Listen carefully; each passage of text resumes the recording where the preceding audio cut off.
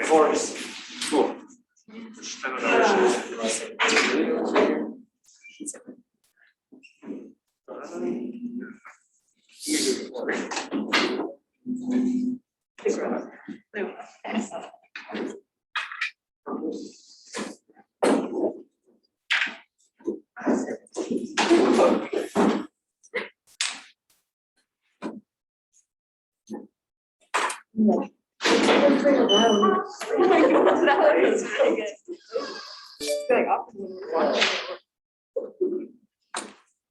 Oh yeah, you still have to.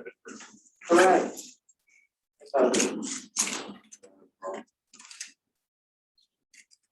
Hope that you actually have a response about the. Okay, now I was doing that, but it's good tonight. First time.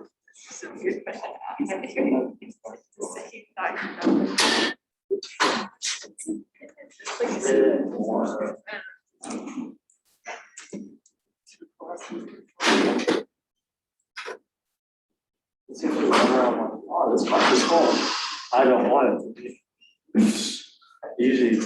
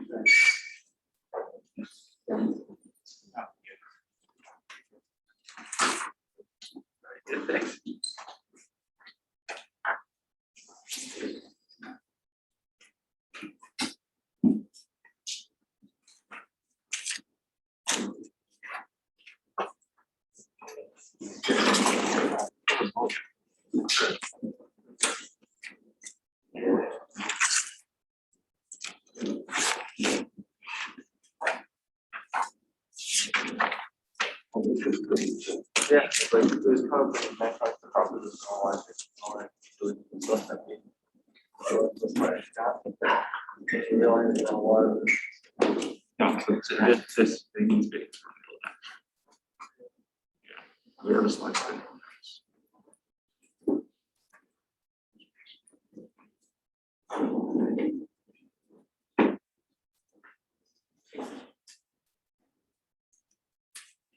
Or 60 the test.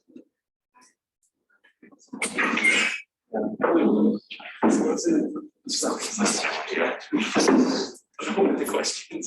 It's like yelling. This one questions were like the upper and lower bound for your number of levels you have in hierarchy. Yeah. The one like a lot of people was it that it's the upper bound. And he's like the correct answer is up the ninth number. It's just like super weird with the upper bound because literally the answer was the ninth number. The number answer. And so yeah, it's like it's the ninth number, the same thing in infinity. And then he was like yelling at the professor from like the 10th row. Because it's like fire was like the craziest thing. The professor was like, maybe if you guys stop like 30 minutes after the test started, it would have better. That's what he said. He was like, he was crazy. Because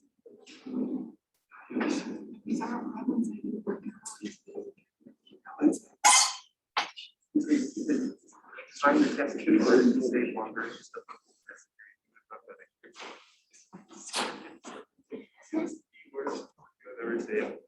Because it's about 15 minutes long.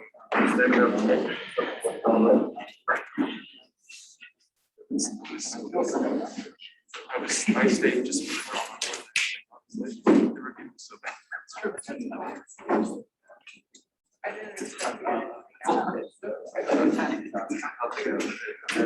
TA had all this slides prepared. Because we spent the whole time on this one question, and then everyone was like, when it was time to go. You're all so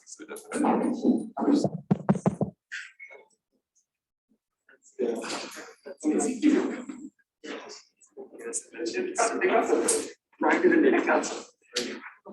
Really go with our class and be the back. He was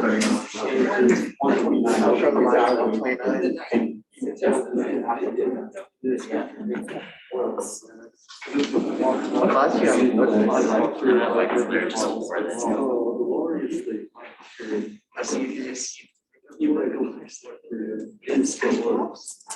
Okay. I think time. Yeah, so I have you all watched the video that you're supposed to watch. Okay, so it's a whole bunch of stuff, but basically a lot of it is descriptive, but I will go over parts of it if you have questions. Basically, this is sort of the last of the dedicated neural networks discussion, but then we'll kind of make backward pointers to connect to the rest of the course.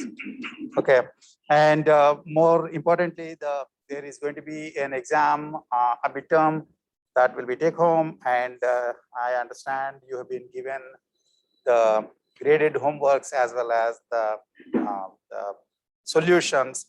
On top of that, I also sent you last weekend. Yeah, which reminds me, actually, somebody anonymously said, can you stop sending so many Piazza things and maybe send all of them at one time?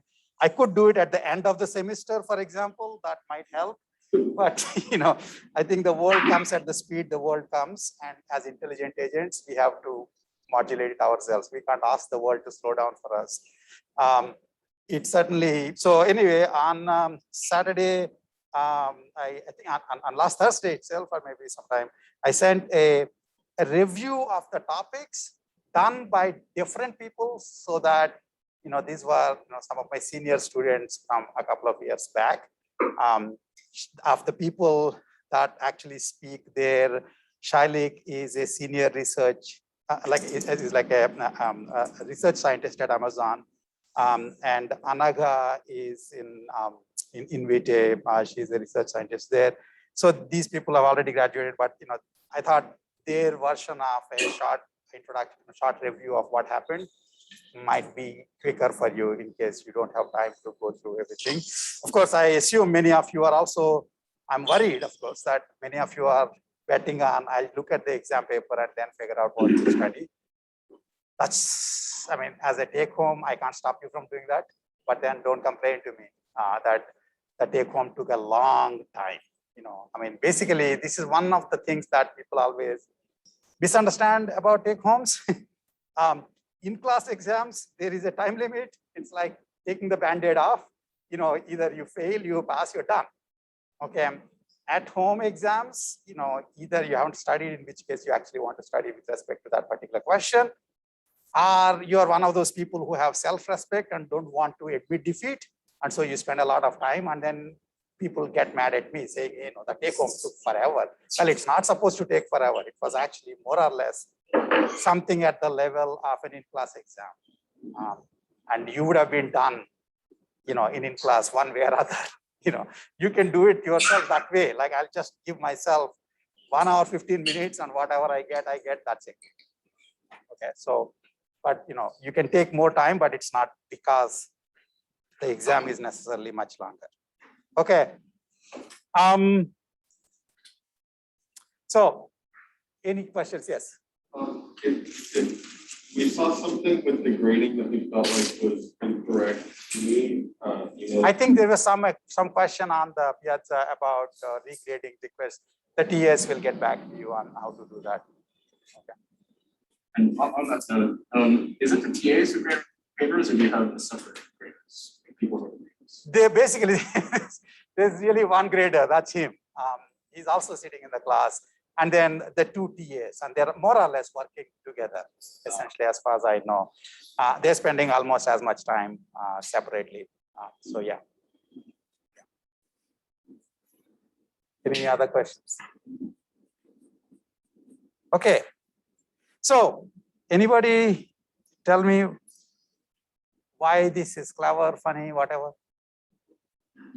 I mean, you have to, I mean, if nothing else, you need to understand the AI jokes. Okay, otherwise it'll be really bad. I mean, if you don't get the Google job, that's bad enough. But if you also don't understand the AI jokes, why did you take this class? Right? So, in fact, this was from an account called Board Yanlikun. Somebody made up an account called Board Yanlikun, and it would, tweet all this crazy stuff. And this was actually a couple of years back when New York Times basically wrote this article about tech giants are paying huge salaries for scarce AI talent. And then somebody basically, I guess that Board Yanlikun tweeted that salaries in AI growing fast, but salaries per parameter growing faster thanks to more convolutions. What's funny about it? You don't find it funny? You're all going to fail convolution nets. Does anybody get this? Oh my God. Okay. So, I mean, this is sort of at the risk of having to explain. Remember the whole point of convolutional nets. For those of you, I mean, assuming you're saying you all listen to that lecture about convolutional nets. What is the point of convolutional nets? It was basically trying to get the same performance with much fewer parameters by sharing the parameters. The weight parameters are being shared. So if you have fewer parameters and if you divide the salary per parameter, if there are fewer parameters, then the salary per parameter has increased. It's like hilarious.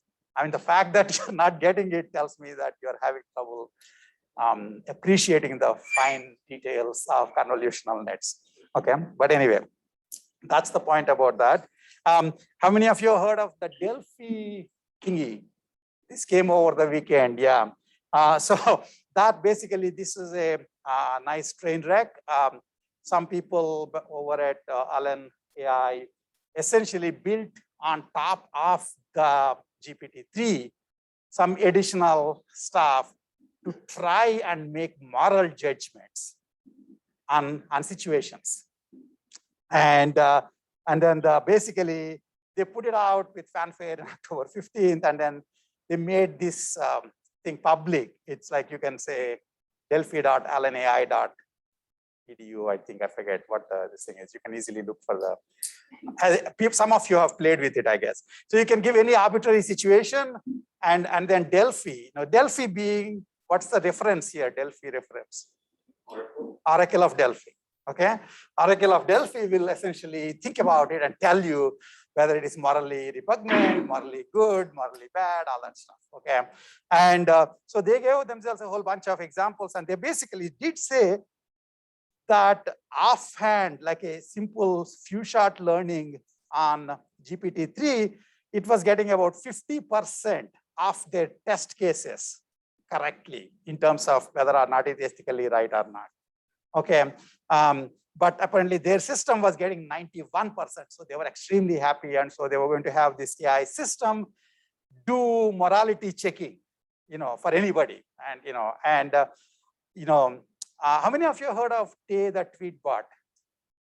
Yeah, this is essentially, they never learned a lesson after Tay the tweet bot. Okay, Tay the tweet bot was Microsoft's idea of, we'll put this Twitter tweet bot out, and people will talk to it, and it'll learn from people, and it'll start talking nicely and all that stuff.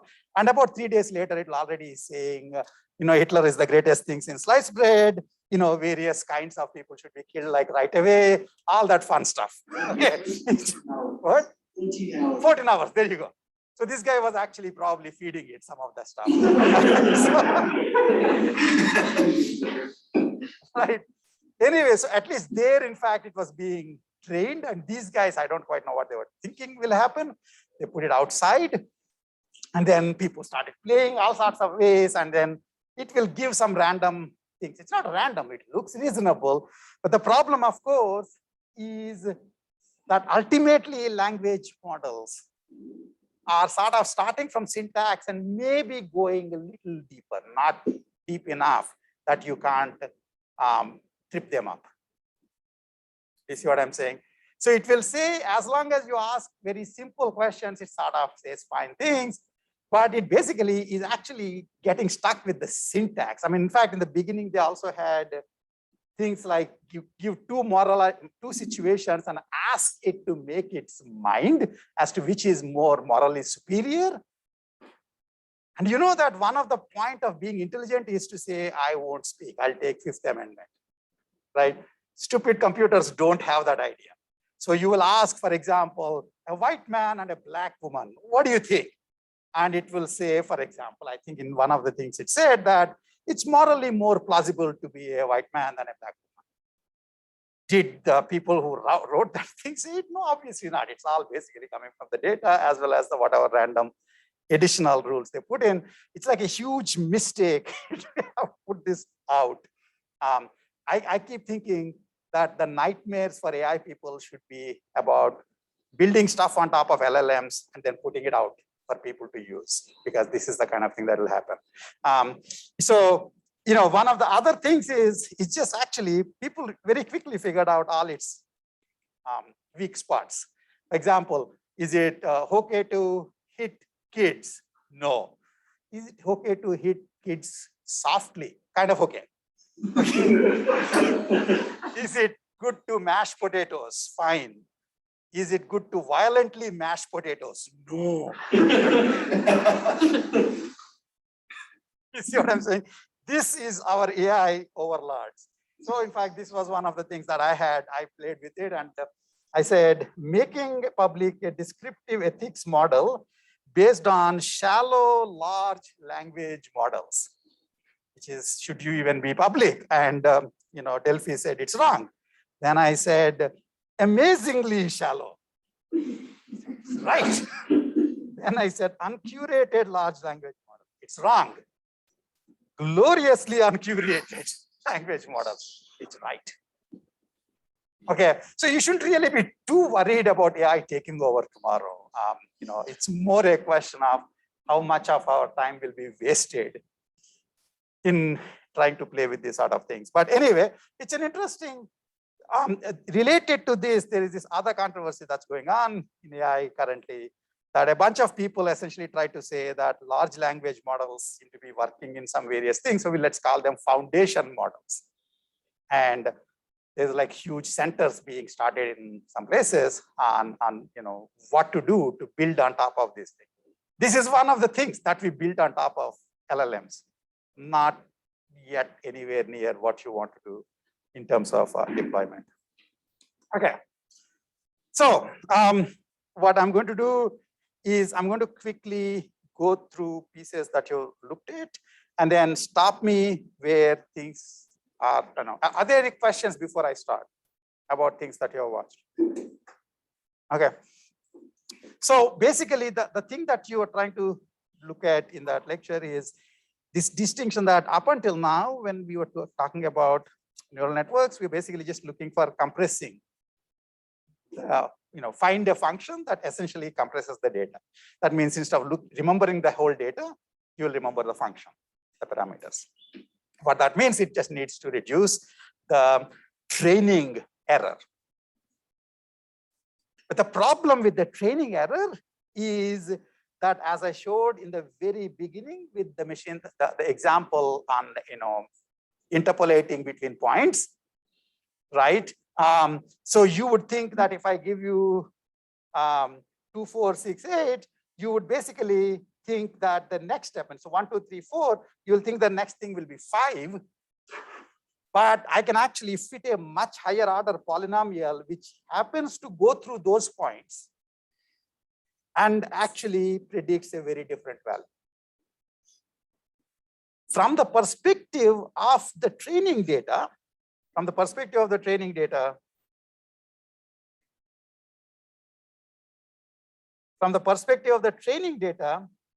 these two are equally good. right? The training error for both of them is 0. But you tend to think that this is probably what people expect when they give 1, 2, 3, 4 and ask what's the next number. Okay, which is basically about the test data. And the fourth number, the next number has to be 5, but according to this other hypothesis, which has training error 0, it's a very wildly different number. So in general, in the difference between compression and learning, as I mentioned in a couple of classes back, is in the case of compression, all you're caring about is reducing the training data. In the case of learning or generalization, the whole point is not at all about training data. It is about how you do on the test data. But again, I also told you about this fact that test data cannot be any arbitrary test data. There has to be some reasonable assumptions. You have to assume, you have to give a guarantee that the test data will be picked from the same distribution as the training data, which was that whole discussion about if I teach AI and give you an exam on cybersecurity, why is that not a fair exam? Because the exam questions are from a different distribution. You see what I'm saying? So much of what you wound up doing in that lecture, especially, in fact, pretty much all of it, was how to make neural networks be learners rather than compressors. Okay, and to do that, essentially, including, for example, the whole weight initialization, the activation initialization, like Xavier initialization and the batchnorm. I'll mention to you last time, I motivated them from the point of view of activation, of the point of view of saturation regions, that if the activation values are too high, it might fall beyond the simple saturation region of the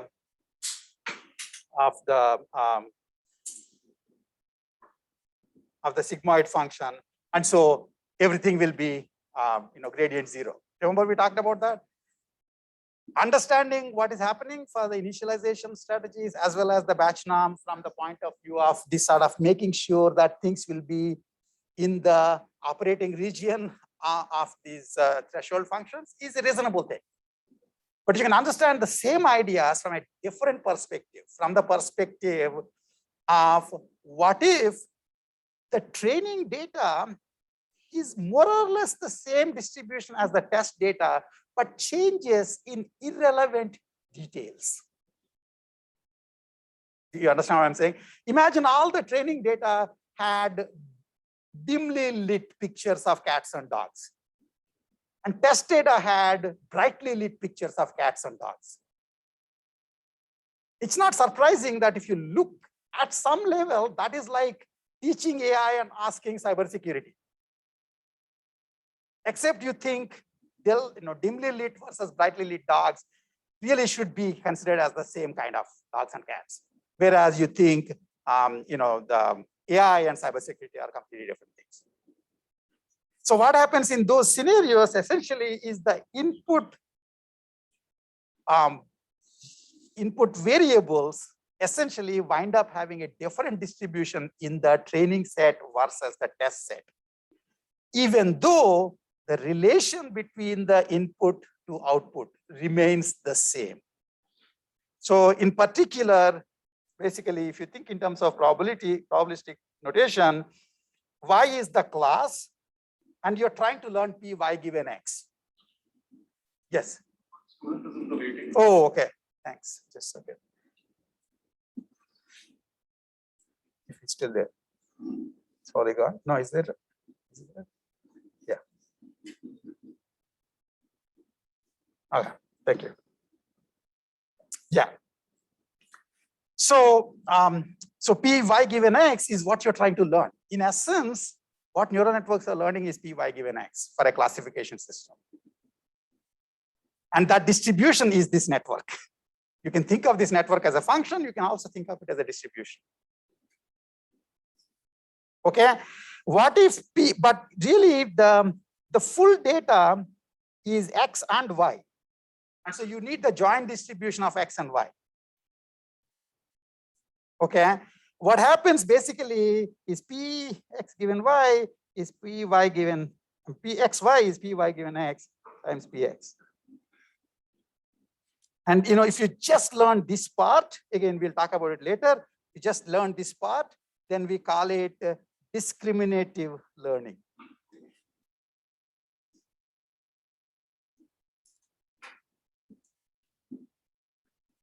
Yes. Is there a way you can get rid of them? Yeah, I'm sorry. Thanks for doing it.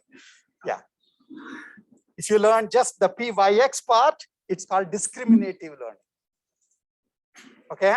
Whereas if you learn Pxy, the whole thing, it's called generative learning. People have heard of GANs. GANs are essentially can be seen as trying to learn the generative distribution, Pxy. Most of the normal neural network should be seen as learning Py given x. They are discriminative learners. We'll talk about this again when we look at learning from the probabilistic perspective.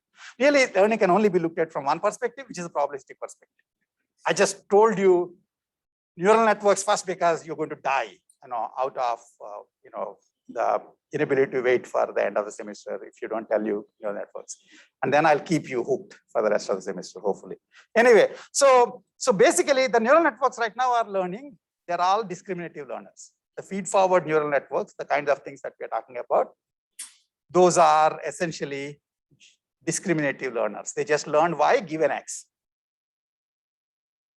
What if the x distribution changes? That means instead of having dull cats and dogs, now I have brightly lit cats and dogs.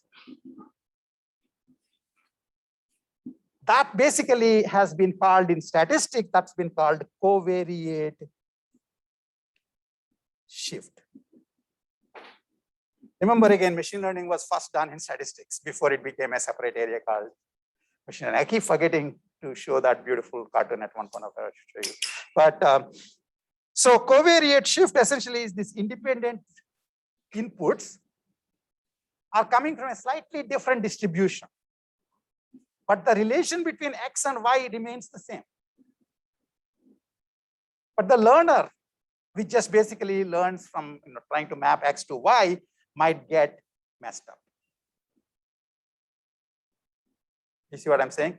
And one way to stop it, in general, when the test sets are out of distribution, one very specific simple case is the covariate distribution, covariate shift. And in certain cases of covariate shift, you can solve the problem in essence by normalizing the inputs. That means irrespective of the pictures you got, you convert them into zero mean unit variance intensities. Do you understand what I'm saying? Once you normalize it, then all inputs look like they're at least, are in the same sort of a normalized distribution. And so this worry that all the training x's are all between one, they had the values between 1 and 100.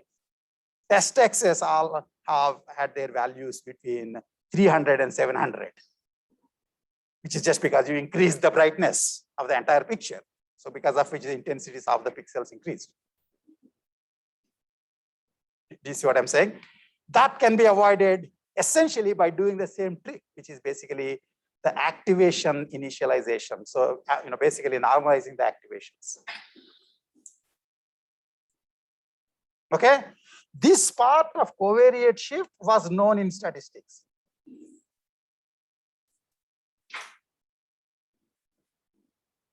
What is more interesting is in the case of neural networks, in a sense, if you consider the input activations as the input variables, the activations of the interior layers are more complex functions of the activations in the front.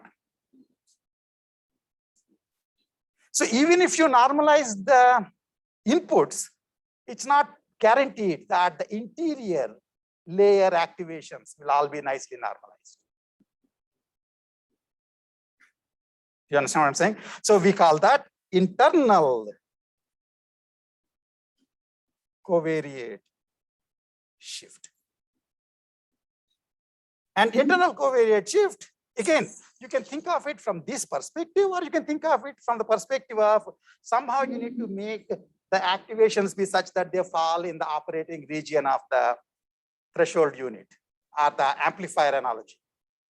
From an engineering perspective, it doesn't make any difference. From a scientific perspective, it makes a difference. Because is this a fundamental problem of machine learning, or is it a problem that is specific to the kind of implementation that you're using for machine learning, in this particular case, neural networks with certain kinds of threshold functions. And one of the other things, again, I should mention is, even though I got into neural networks, again, because you want to hear about neural networks as soon as you can, really much of the discussion in neural networks is not specific to neural networks. It is general about machine learning. This is why I actually got to it through reinforcement learning, for example. And neural networks are a particular and currently pretty well performing machine learning techniques. Okay, fine. So the internal covariate shift is what batchnorm was trying to deal with. And what it was doing, in essence, was it was not only normalizing, but it is actually normalizing it not to unit, zero mean unit variance, but beta mean and gamma variance, where beta and gamma are hyperparameters. And those parameters are also learned. They should be called hyperparameters, they're just parameters. Those parameters are also learned along with the weight parameters by the same backpropagation procedure. Okay. And again, as you saw, when you heard the convolution layer networks, right? The kernels are basically, there are numbers in those kernels, right? And those are filters. And who gives those numbers? Again, those are filters learned by backpropagation. How does it know what there should be? Well, it put the right numbers in those places such that 150 layers down, the difference between its prediction and what the true value is, in whichever way you are computing the loss, either in terms of square error or in terms of logistic, the logistic error, the probability distribution error. Okay, that's minimized. And how does it know which direction to go? Trusty old backpropagation is telling you which direction to change each of these little weights. You see what I'm saying? Okay, so that's the way to think about it. One other interesting question, of course, now that we're thinking about learning versus generalization, is this idea that in general, if you think in terms of, there are following, the x-axis for this picture is essentially, let us say, different types of learned functions. Maybe, if it's like real-time, real value data, maybe you consider straight lines, then square functions, then cube functions, then fourth order functions, then fifth order functions, etc., etc. Let's say if you're just considering polynomials. You know that each next class of functions is a superset of the previous class, the way I'm talking about it. Because square functions also include the lines. It's just that, the coefficient of x squared is going to be 0. What that means is when I'm trying to minimize the training error with respect to a larger set of potential functions, I can't do worse than what I did with a smaller set of functions. Do you get this? That means if my best fit line for my data has a total loss, that means a total error of, let's say, 10 units. Then if I consider all lines as well as quadratics, it can't be more than 10 units. If you do it right, then at least you can just go back to the lines. It only can be less than 10 units. Now, when you take cubes, it will be even less than that, and so on. What that means is, in general, when you increase the expressiveness of the functions that you are learning, training error keeps falling down. And yet we know with examples like this, as well as examples like this, that there is something to be said for not just focusing on the training error reduction. Because if you are reducing the training error, for example, in this picture, you would wind up getting an extremely high order polynomial that just has the right bumps in all those crazy places. But you and I can see that it's really basically a straight line with some noise. You're much better off learning the straight line. Do you understand what I'm saying? So what you need to do is that you basically realize that as the training error keeps coming down, if you, for example, as you are, you train it with respect to this class of functions, test it on the test set. Train it with another class of functions, test it on the set set. So you're computing test error for every class of functions. And you're drawing the test error in green. Right? A classical trade-off that statistics always knew is that as the training error comes down, in the beginning test error starts coming down, and at some point it starts going up. You see what I'm saying? This is basically what's called the bias variance trade-off.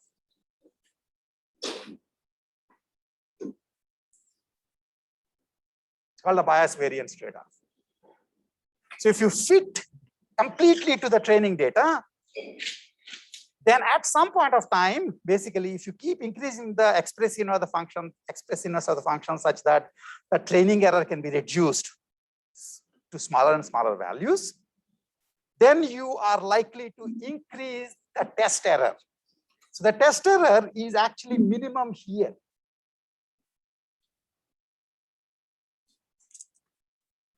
Okay, test error is actually minimum there. If you keep going beyond that, then this regime is called overfitting.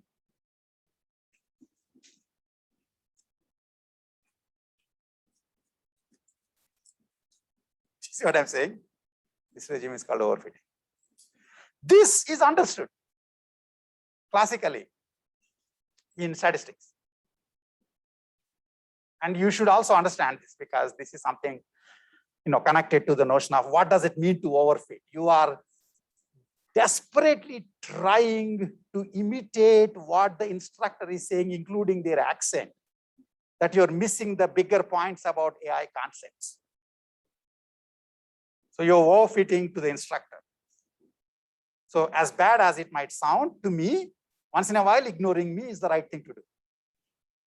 Because I might be introducing noise. Teachers introduce noise. If you completely learn exactly what I'm teaching, then you don't necessarily do well in the test. Maybe you will do well in the test I set. But life is full of tests that other people set.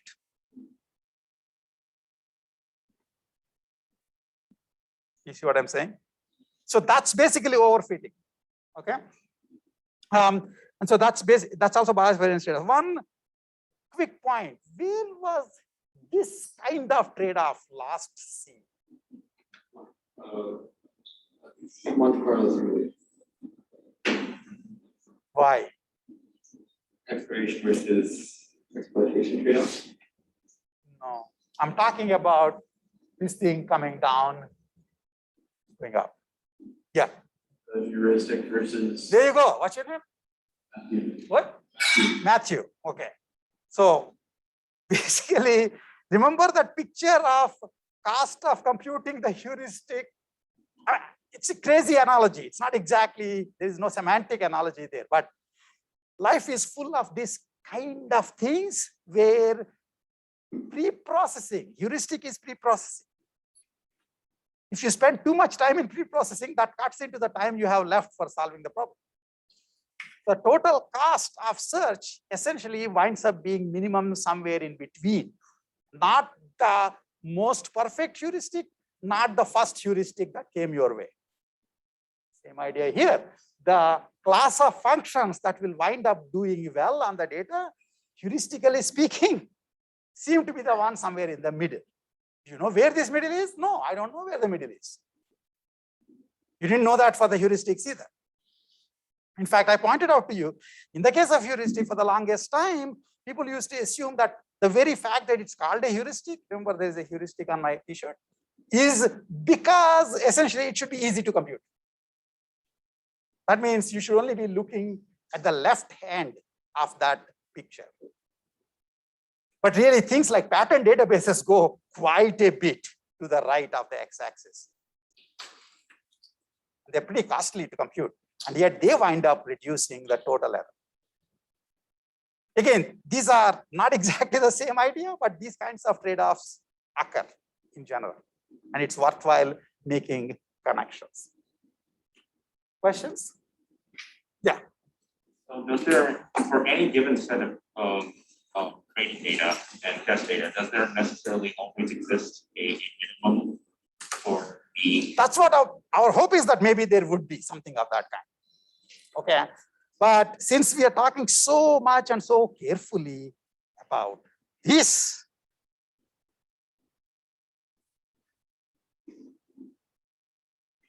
let's talk about one of the open problems in neural networks right now. Is what is the expressiveness of the function that is computed by the neural networks? Remember, I was talking about essentially the lines, the quadratics, the cubics, etc. in that previous picture.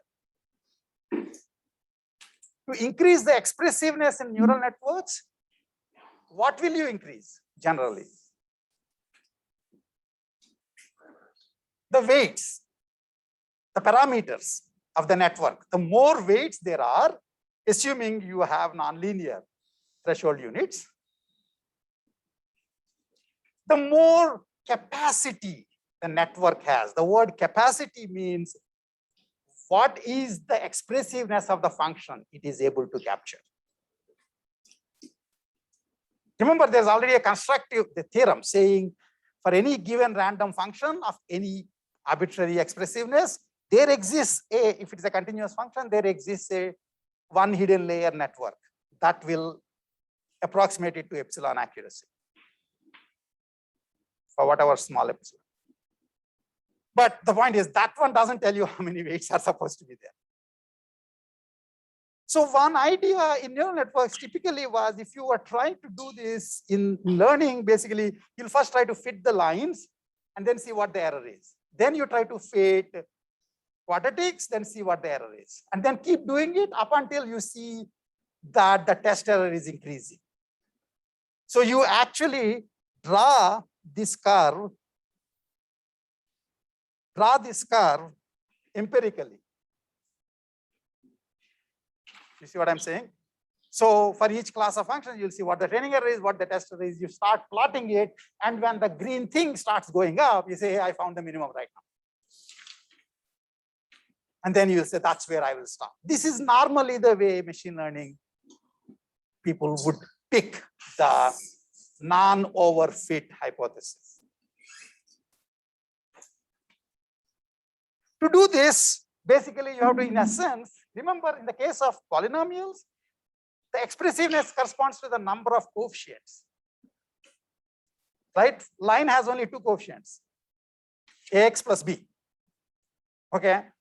Quadratic has three coefficients, ax square plus bx plus c. Cubic will have four coefficients and so on. So as the number of coefficients increases, you are increasing the expressiveness of the function. And by setting some of those coefficients to 0, you can fall down to the lower level. So if you're doing it this way, then neural networks should start with essentially fewer and fewer weights and keep increasing.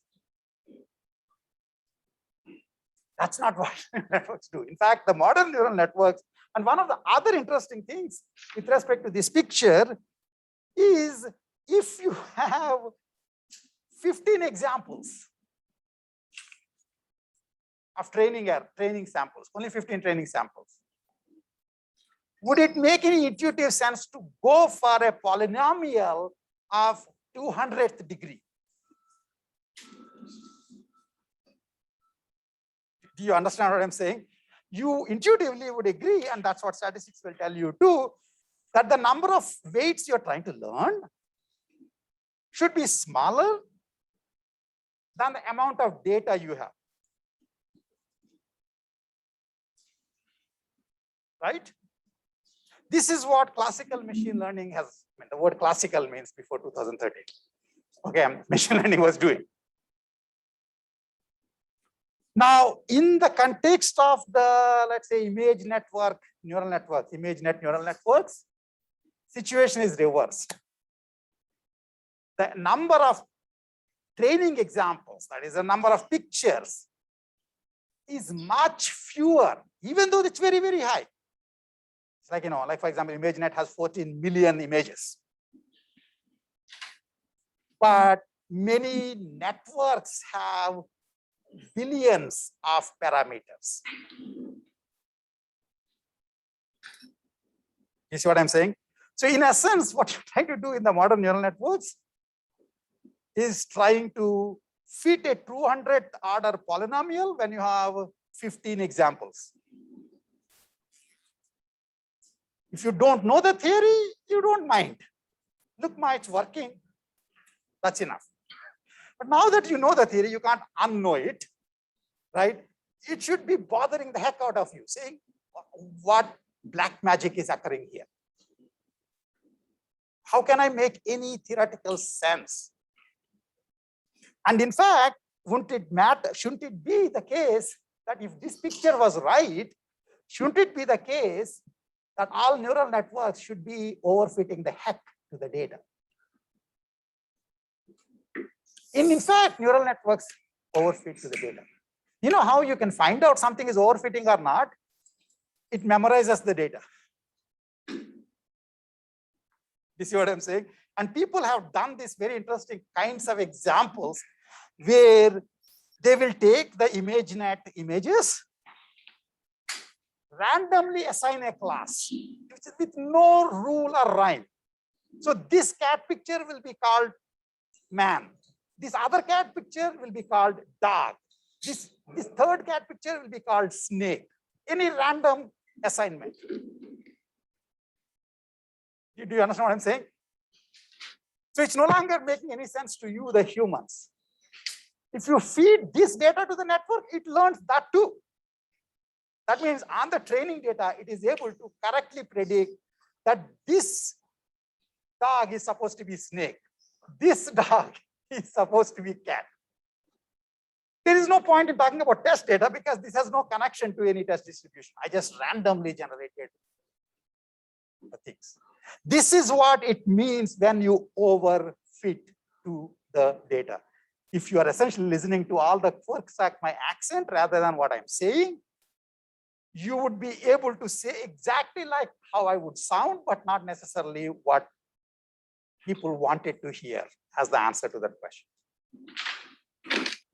Okay, so the thing basically is that in the case of neural networks right now, you have many more weights, and in fact, if there are enough weights, networks should be able to just overfit, should just be able to memorize, which means they should do pretty badly on the test data.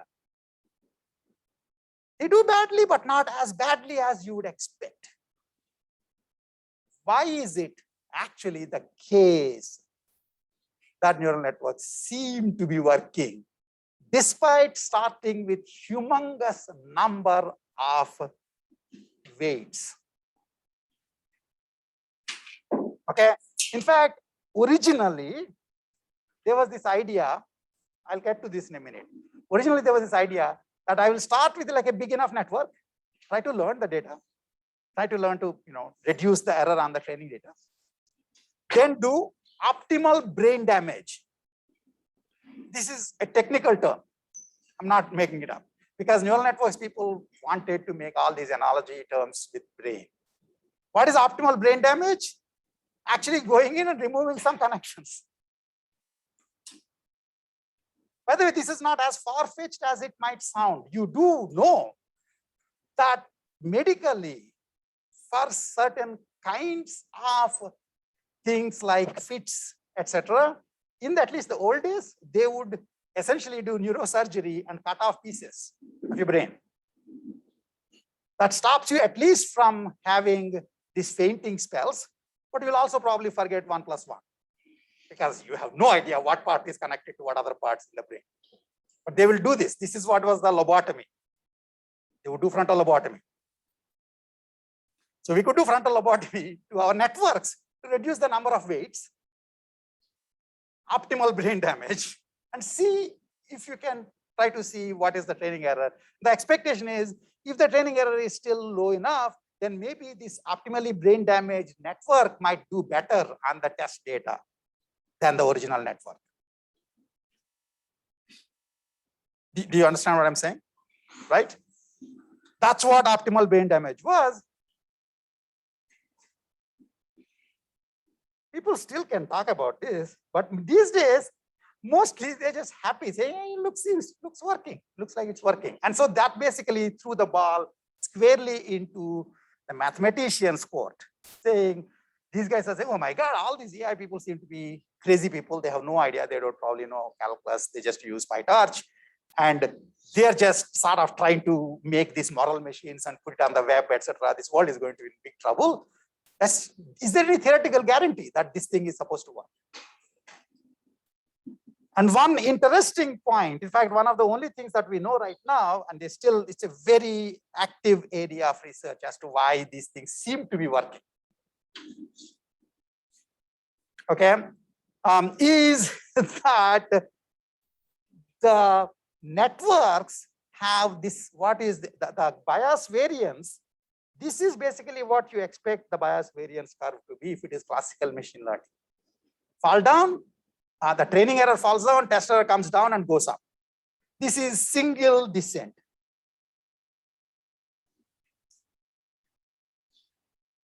That means that training error, the test error is just this, comes down once and stops there. What seems to be happening, and there are some loose theoretical explanations we can provide for this, is that when you have in what is this called over parameterized regimes, that means you're pretty much starting with way too many more parameters than you think might be needed, right? Then you know that at some point of time, the training error in terms of predicting the training data labels to be 0. Because by that time, you memorize the heck out of these guys. Beyond that, as you continue, quote unquote, training,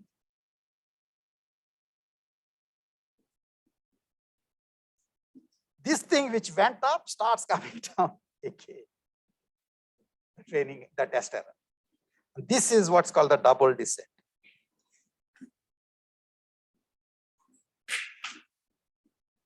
Now my question is, I just pulled some wool right now. I said the training error became 0. And yet the weights are changing. Supposedly that you're getting to a new function. If there's one thing you should understand about backpropagation, if the error upfront is 0, nothing is ever going to change. You agree? So I just pulled wool over you.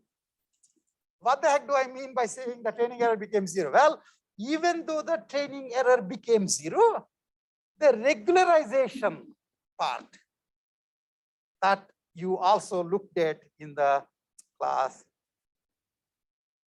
this part, norm minimization, etc. That part has no direct connection to the training data. It is essentially telling you, you can have as many weights as you want, but none of the weights can be too large. It turns out one way you can memorize the data is to allow weights to be arbitrarily large. Then almost certain small subsets of weights focus on just remembering one data point. If that happens, memorization and generalization have no connection.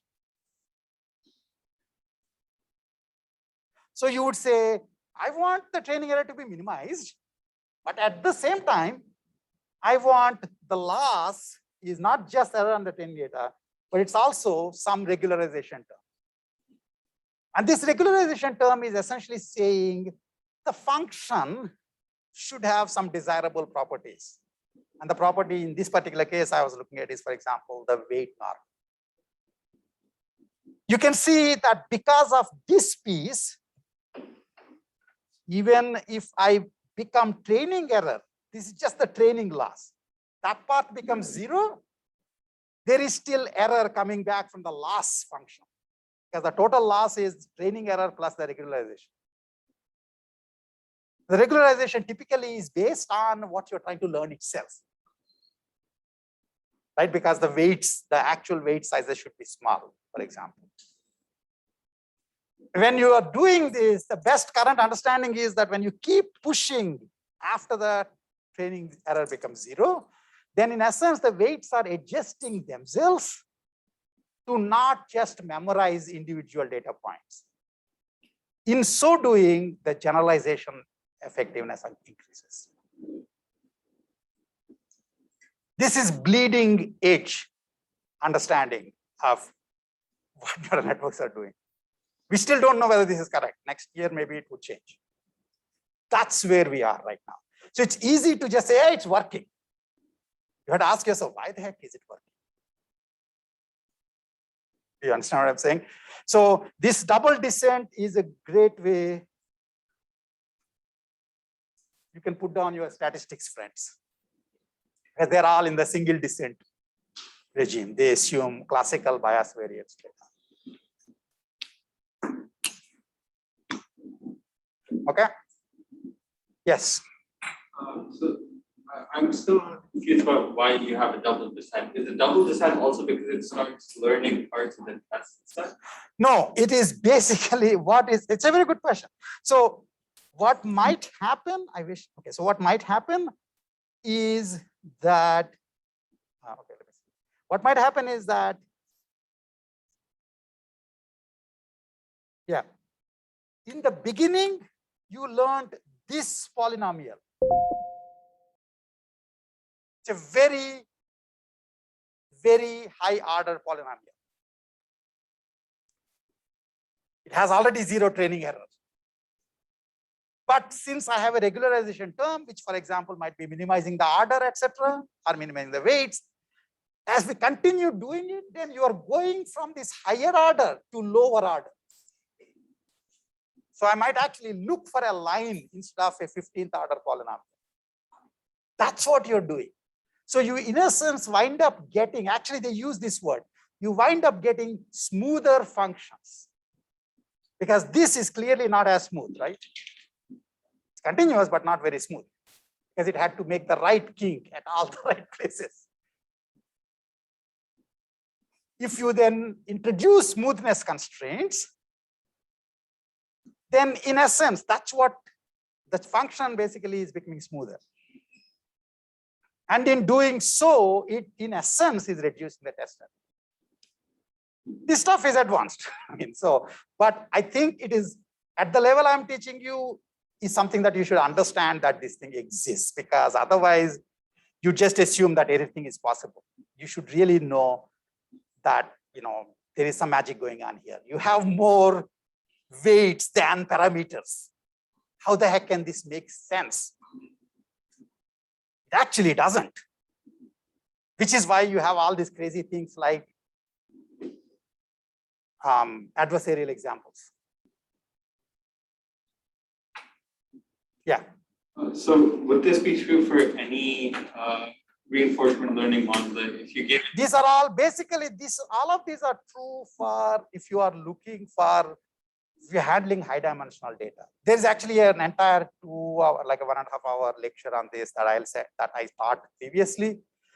I'm doing a shorter version of that here, but I can send you that link. You can listen to that. But essentially, higher dimensional data, this issue winds up becoming important. And one difference between old statistics and new statistics, old computer science, new computer science, is dimensionality of the data that you're considering.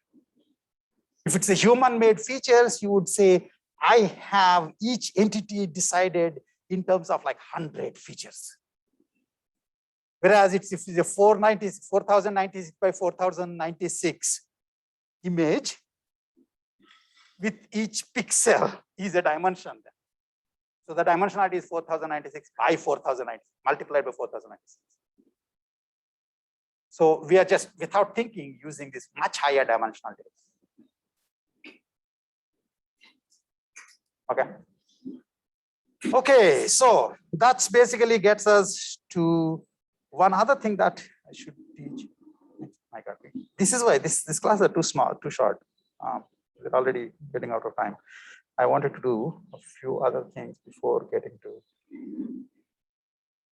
Okay, so regularization, basically we talked about this, why this is connected to the double descent. And we also talked about dropout. Did people have any questions on dropout?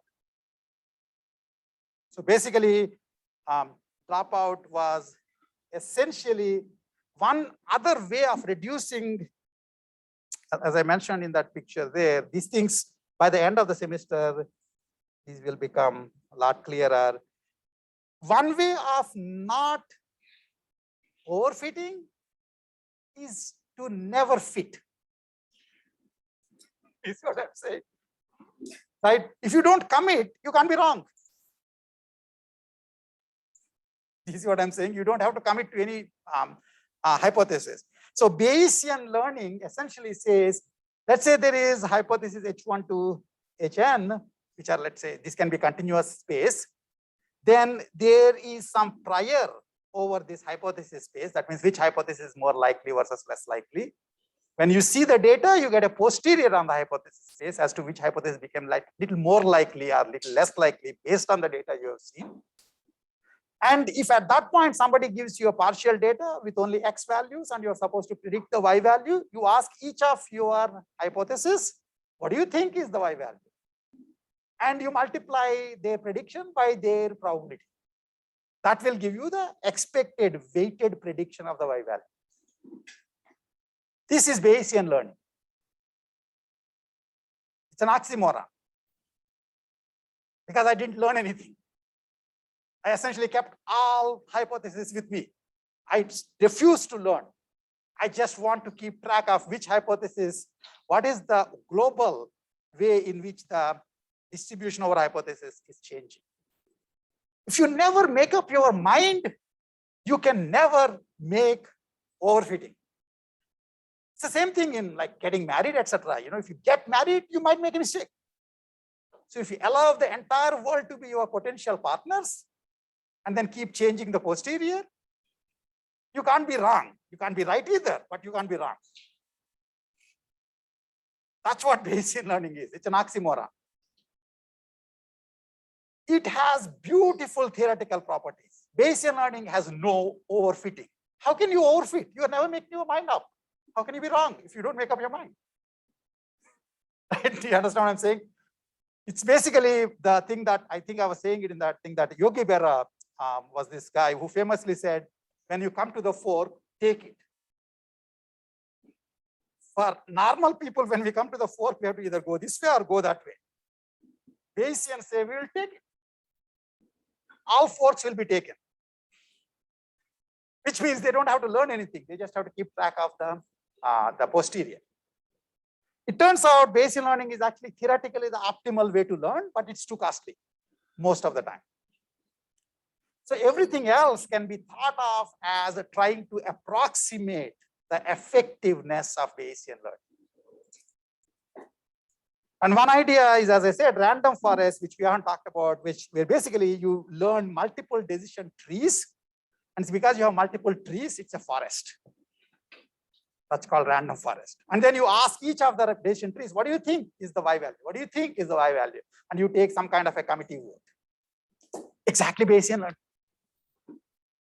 And we know that random forests are actually very good in not overfitting. A variation of the same idea for neural networks would be essentially keeping track of all huge numbers of neural networks and training them parallel. You'll die. Not even with latest NVIDIA TPUs can you survive. Instead, what this does here, what we are doing here is I'll only keep one architecture of the network. Then at every epoch, when I'm updating the weights, I basically first flip a coin to decide whether a weight needs to be updated in that epoch or not. If it comes heads, that weight will be updated. If not, it won't be updated. It's like that weight didn't exist. In some sense, that's what you would have done if you are looking at a different network which didn't have that particular edge. So in essence, you're keeping all the edges, but sometimes you're ignoring edges. It's like you are together training multiple different networks. Each epoch, you're training a different network randomly. All of them have this nice upper bound, which is that network. And in the training era, you don't do any vote. You just basically consider all the weights and just do the normal feed forward. And in the testing case. And in fact, dropout method has been shown to again improve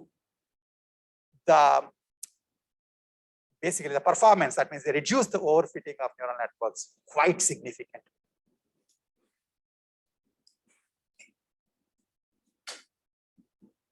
Okay.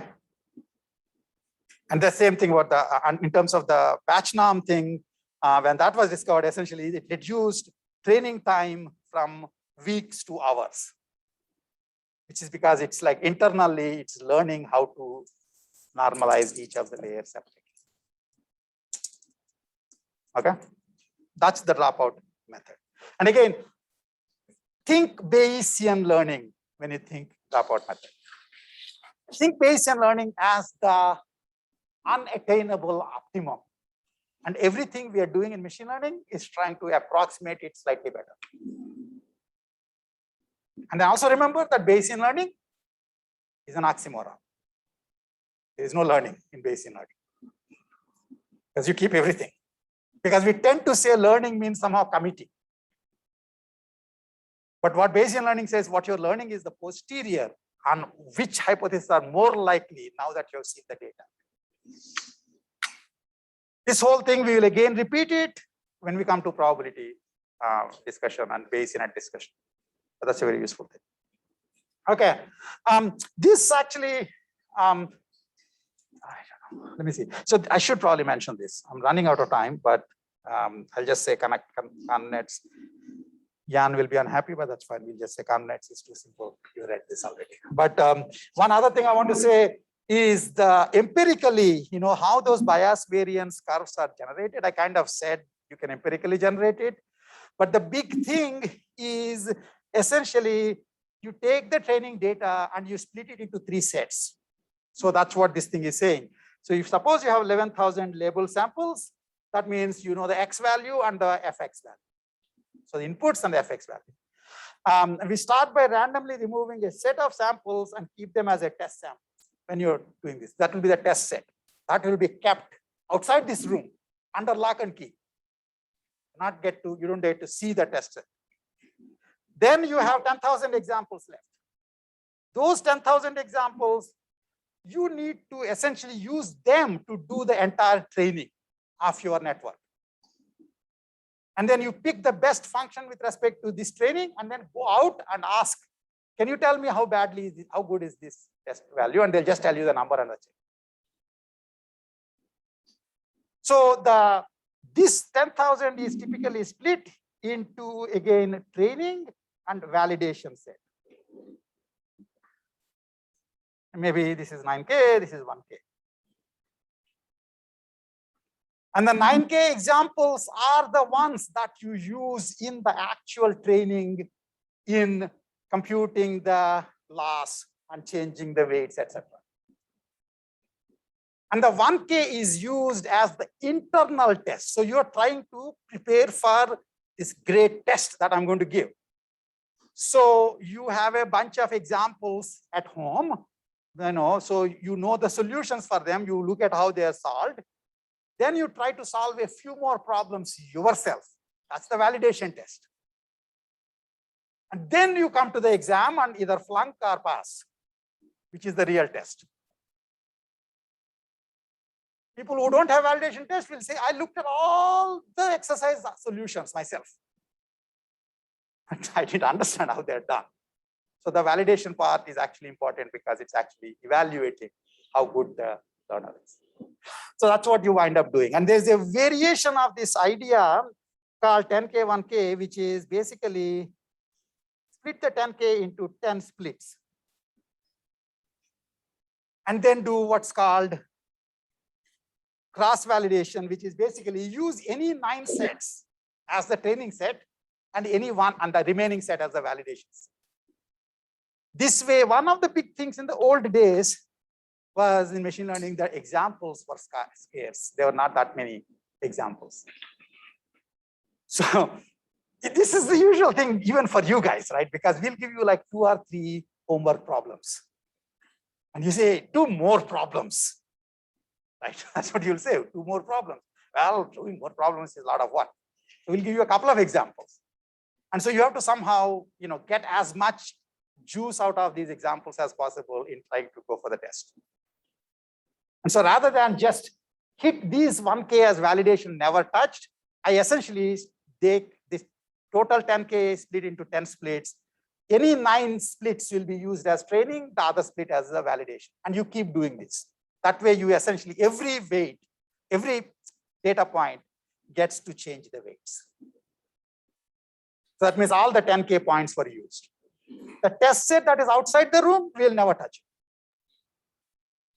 And this point you have to understand, which is the validation test, the training data very clearly affects the parameters because you're looking at them like all the time. Validation thing slowly affects the parameters because by looking at the validation, you're saying, oh, maybe I should increase or reduce the class of the function I'm learning. So validation tests finally leaks into the training, especially if you do cross validation. That's why test set should be outside. And the reality is in real world, the test set is not even available to you.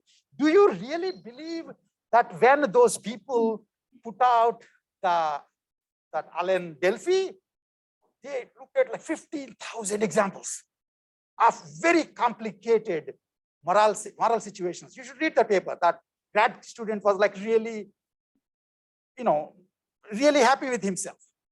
That, I got these 15,000 examples, LLMs are only giving 50% correct, mine is giving 91% correct. Then I'll put it outside. And you people will only get the ones that this system will die on. Do you see what I'm saying? Right?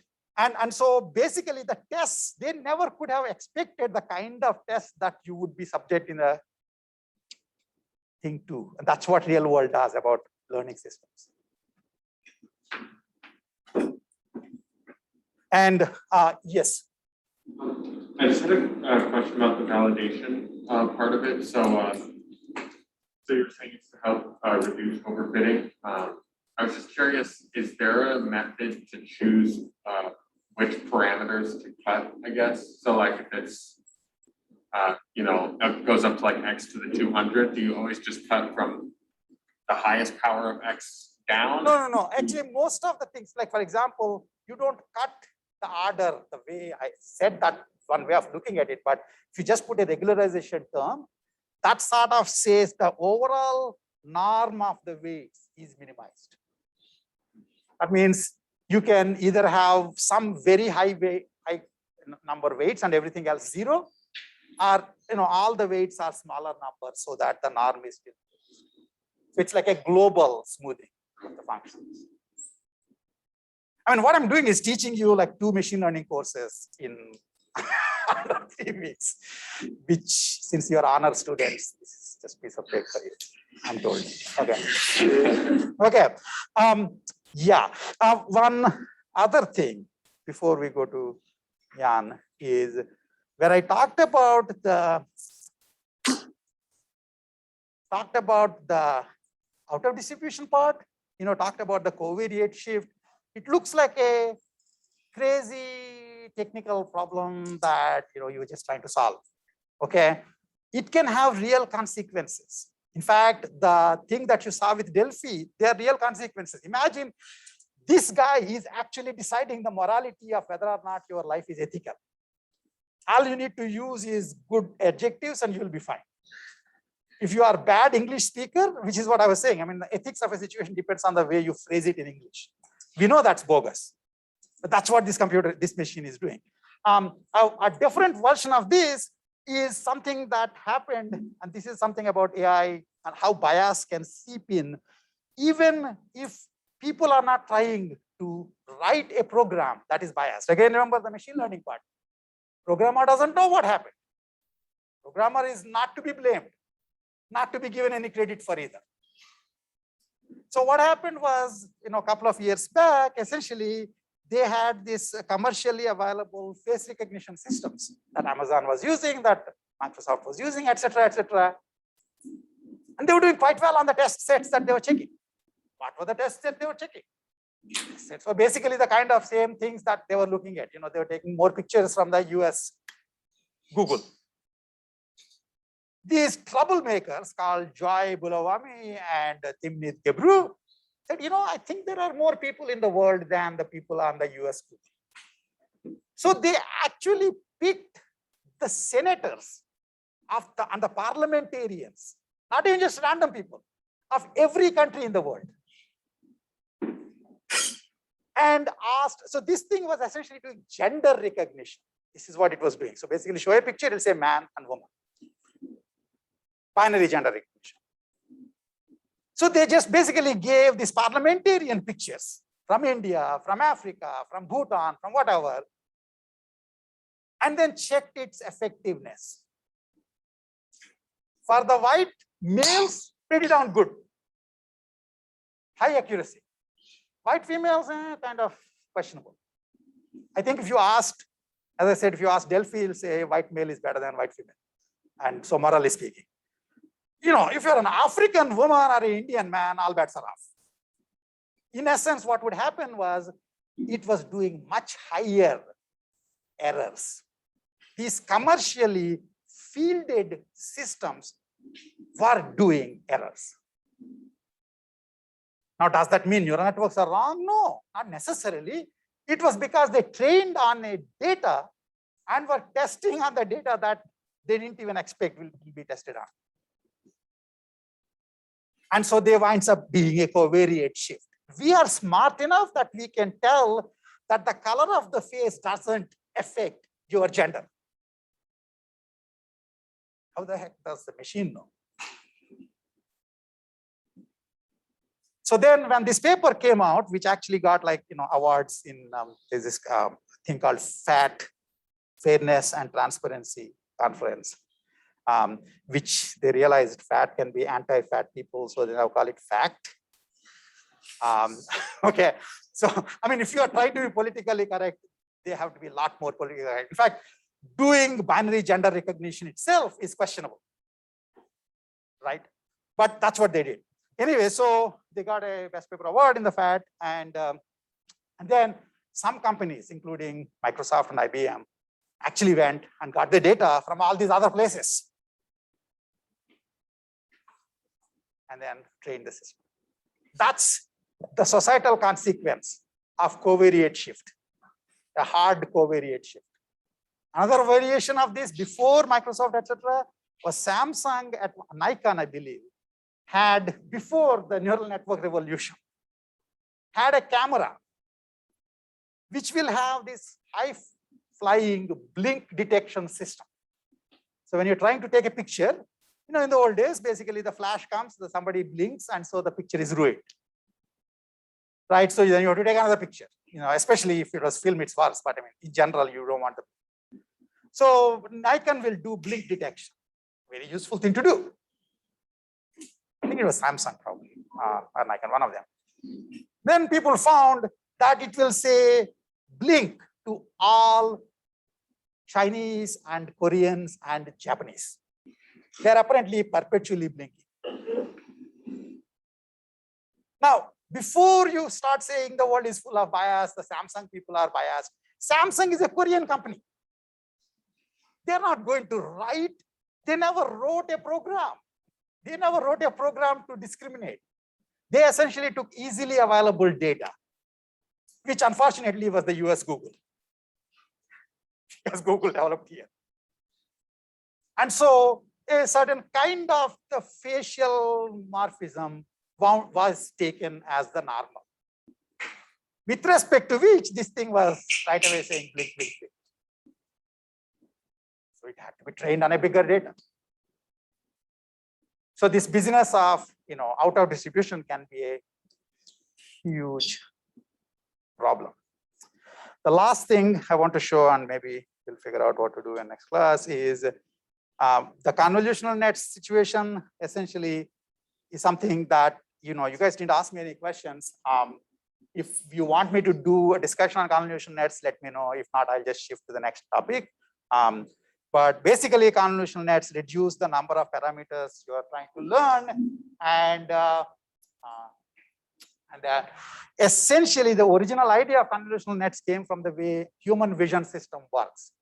Believe it or not, when I'm looking at you inside, I'm taking almost like what's called saccades, which are basically partial pieces of the picture in front of me, and they're all being stitched together by the brain, as if I'm looking at a continuous picture, which is the reason why the television works, which is the reason why the motion pictures work, because you know that motion pictures, there's more than 16 frames coming at you. And since your system is not fast enough, it thinks it's a continuous motion. So they use the same idea to reduce the number of network, things that you have to remember. And in fact, this guy, Fukushima, was actually the first guy to have used this idea. And that is Fukushima. He did this in 1979, before convnets finally got, sort of more popular in 1985. The interesting thing was he did the entire architecture more or less correct, but he wasn't doing back propagation. Instead, he was doing, because there's this whole idea that biological brains can't possibly do back propagation. You don't care. I mean, biological birds flap wings. Have you seen an American Airlines flapping wings? Right? We don't care. Right? So then basically, he actually finally recently, last week, there was a thing saying he got like a big award, not as big as Turing Award. He got some award for doing his work. And there was an entire long discussion that you might be interested in seeing about Jan LeCun suddenly woke up and thought, hey, actually Fukushima did not, it's not that he didn't use back propagation, he actually didn't know about back propagation. And then there's a whole bunch of additional arguments. And then some people got popcorn to see if people will kill each other. But it's fun because this is all history that's still not fully settled. You might be interested in looking at it. I'll stop here. That's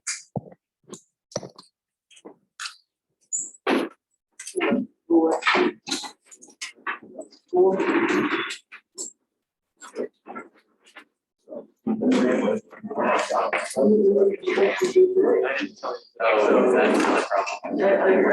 problem.